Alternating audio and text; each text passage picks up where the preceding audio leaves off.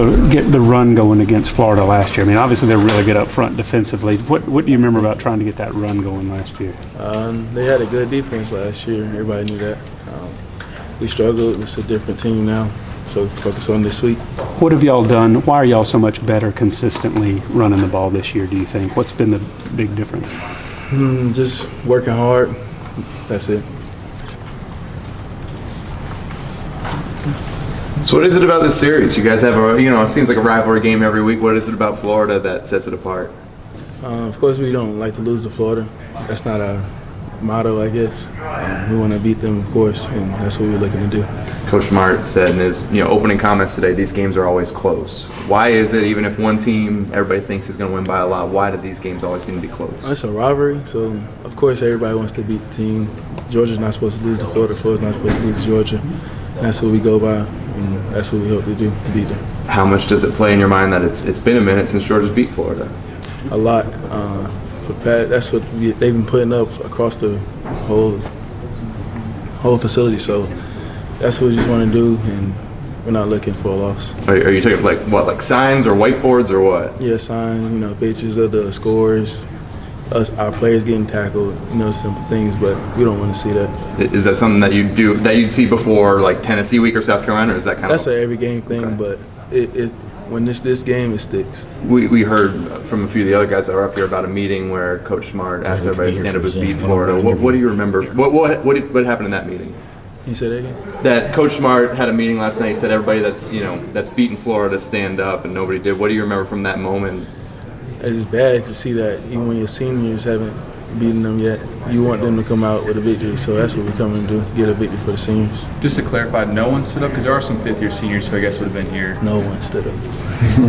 Was there a lot of looking around and just kind of, all right, well, somebody? Or? Definitely, but it's in the past now. We're looking for the future, and that's what we're going to come out with. How does it manifest itself, the fact that you haven't beaten them? I mean, does it just mean you stand up and verbalize that, or, how can you use that this year? It's motivation, because if no one beats them, then that tells something about your program, and we don't want no bad taste in our mouth after this year, especially after the good season we're having.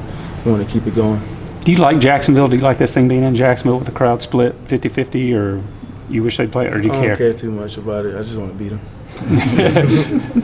How much you guys, certainly Nick and Sony and Lorenzo kind of get a lot of the notoriety for being the seniors that came back, but there's a lot of seniors on this team. How much do you think that kind of senior leadership, guys like Isaiah and Dominique and Aaron, has also contributed to the success of this team? A lot.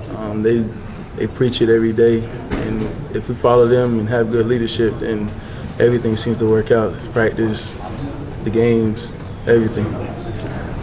Kirby kind of attributed some of the run success this year to the improved wide receiver blocking. How much of a relief has that been for y'all?